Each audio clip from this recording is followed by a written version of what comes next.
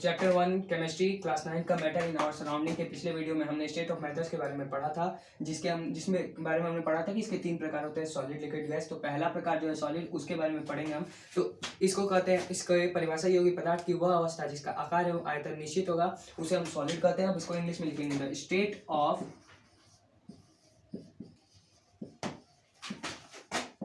Matter whose shape and volume both are fixed is called solid। अर्थात पदार्थ की वह अवस्था जिसका आकार एवं आयतन निश्चित होता है उसे हम सॉलिड कहते हैं। अब इसके कुछ एग्जांपल्स हम मान सकते हैं, जैसे कि ये मार्कर है, ये एक सॉलिड हो जाएगा। तो सॉलिड के बारे में पढ़ने के बाद हम उसकी कुछ प्रॉपर्टीज़ के बारे में पढ़ेंगे। जो पहली प्रॉपर्टी है वो है arrangement of molecules in solid. इसमें हम पढ़ते हैं कि मॉलिक्यूल्स के, सॉलिड के जो मॉलिक्यूल्स होते हैं वो इस प्रकार व्यवस्थित होते हैं कि वो काफ़ी नज़दीक होते हैं और वो एक फिक्स्ड ऑर्डर में होते हैं, अर्थात वो निश्चित रूप से व्यवस्थित होते हैं। सॉलिड की जो सेकेंड प्रॉपर्टी है वॉल्यूम एंड साइज, अब हम उसके बारे में पढ़ेंगे। वॉल्यूम एंड साइज ये फिक्स होता है।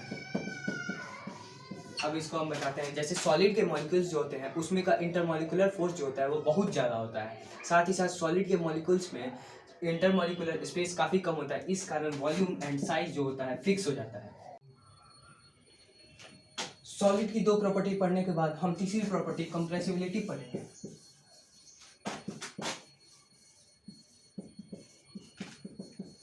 कंप्रेसिबिलिटी का हिंदी संपीड्यता होता है।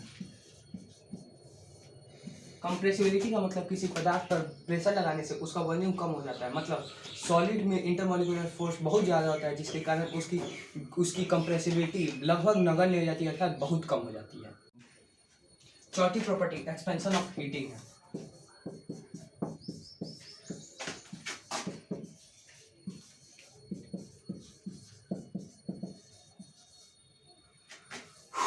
चौथी प्रॉपर्टी एक्सपेंशन ऑफ हीटिंग है। इसमें किसी पदार्थ को गर्म करने पर उसके जो मॉलिक्यूल्स होते हैं एक दूसरे से काफ़ी दूर हो जाते हैं, लेकिन सॉलिड में इंटरमॉलिक्यूलर फोर्स बहुत ज़्यादा होने के कारण उसके मॉलिक्यूल्स का जो फैलाव होता है, दूरी होती है, वो काफ़ी कम होती है।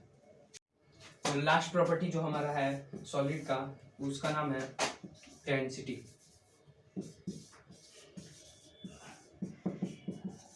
इंटरमॉलिक्यूलर स्पेस बहुत कम होने के कारण इसका डेंसिटी जो होता है बहुत हाई होता है, अर्थात डेंसिटी का अर्थ घनत्व होता है। हिंदी में डेंसिटी को घनत्व कहा जाता है, जिसकी हिंदी की परिभाषा होगी घनत्व अंतर्कणीय स्थान बहुत कम होने के कारण इसका घनत्व काफ़ी उच्च होता है। तो सॉलिड और सॉलिड की प्रॉपर्टीज पढ़ने के बाद हमारा नेक्स्ट जो टॉपिक है यानी कि लिक्विड। जैसे मैंने मैटर्स को 3 पार्ट्स में डिवाइड किया था, उसमें पहला पार्ट हम सॉलिड पढ़ चुके हैं, अब दूसरा पार्ट लिक्विड। तो लिक्विड की डिफिनेशन ये होगी, the state of matter whose volume definite but not its shape is called liquid। इसका हिंदी ये हुआ कि पदार्थ की वह अवस्था जिसका आयतन तो निश्चित होगा परंतु उसका आकार निश्चित नहीं होगा, उसे ही लिक्विड अर्थात द्रव का। उदाहरण के तौर पर वाटर हो गया, ऑयल हो गया। सॉलिड का डिफिनेशन, सॉलिड की प्रॉपर्टीज, उसके बाद लिक्विड की डिफिनेशन के बाद हम लिक्विड की प्रॉपर्टीज के बारे में पढ़ेंगे। तो पहली तो प्रॉपर्टीज ऑफ लिक्विड। तो इसकी पहली प्रॉपर्टी है अरेंजमेंट ऑफ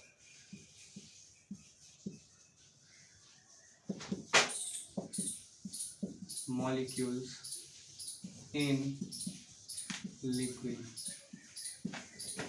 इसमें सॉलिड की अपेक्षा इंटरमॉलिक्यूलर फोर्स बहुत कम होता है, लेकिन इंटरमॉलिक्यूलर स्पेस बहुत ज़्यादा होता है।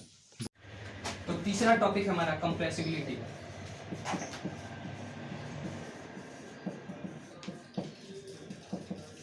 कंप्रेसिबिलिटी को हिंदी में संपीड़ितता कहते हैं।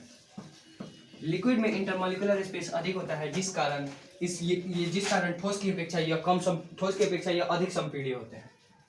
चौथा टॉपिक है एक्सपेंशन।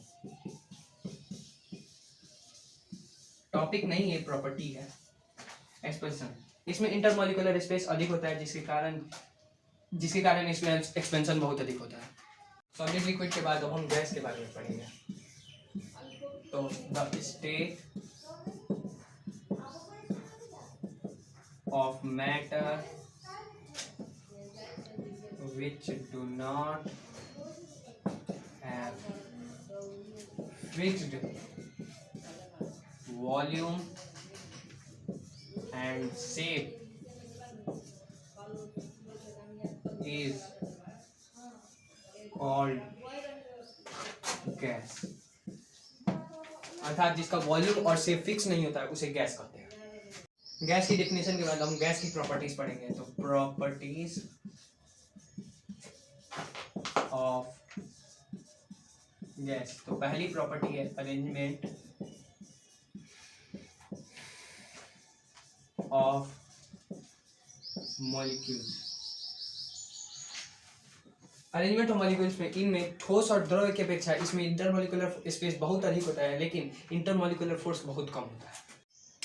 तो सेकेंड प्रॉपर्टी है इसका वॉल्यूम एंड साइज। तो गैस का ना वॉल्यूम फिक्स होता है और ना साइज फिक्स होता है। तो चौथी हमारी प्रॉपर्टी है डेंसिटी। डेंसिटी को हिंदी में घनत्व कहते हैं। इंटरमॉलिक्यूलर स्पेस बहुत अधिक होने के कारण इसका घनत्व बहुत कम होता है। तो गैस की property number 5 expansion. Intermolecular attraction force बहुत कम होने के कारण ये बहुत अधिक फैलते हैं। तो अब हम पढ़ेंगे डिफरेंस बिटवीन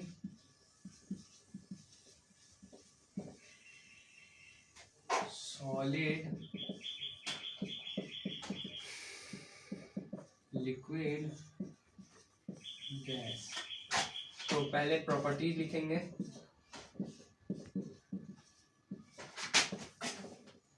फिर सॉलिड लिखेंगे, फिर लिक्विड लिखेंगे, फिर गैस लिखेंगे। तो पहली प्रॉपर्टी है हमारी वॉल्यूम, दूसरी प्रॉपर्टी है हमारी शेप,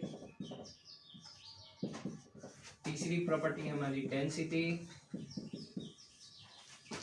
तो पहली प्रॉपर्टी में वॉल्यूम जो होता है, सॉलिड का वॉल्यूम जो होता है फिक्स होता है, लिक्विड का भी फिक्स होता है, लेकिन गैस का फिक्स नहीं होता है, not fix.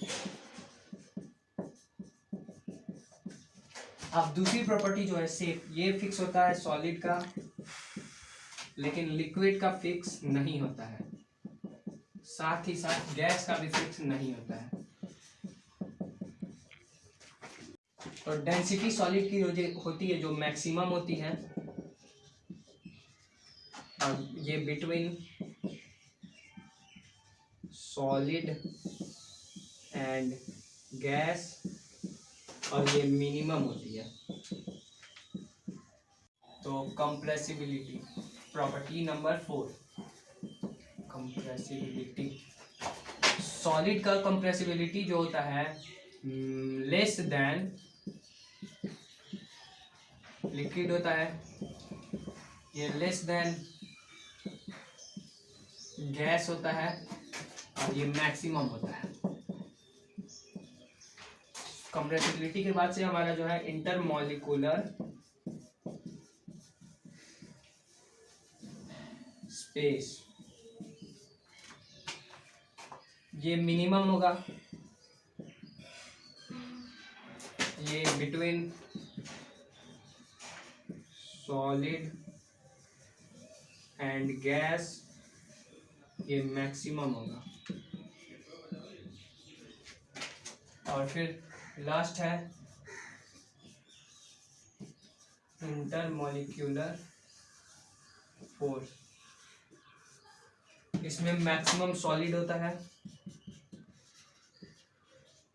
Between, same as intermolecular space, between solid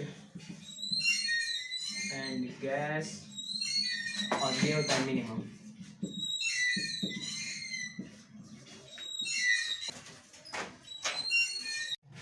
effect of pressure, ये लेस देन लिक्विड होता है,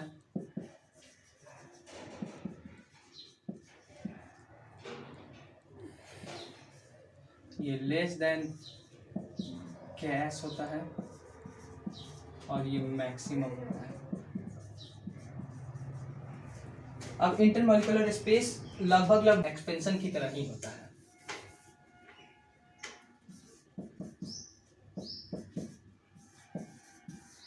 एक्सपेंशन की तरह ही होता है, इसमें सॉलिड मिनिमम होता है, ये बिटवीन सॉलिड एंड गैस होता है लिक्विड, और गैस मैक्सिमम होता है।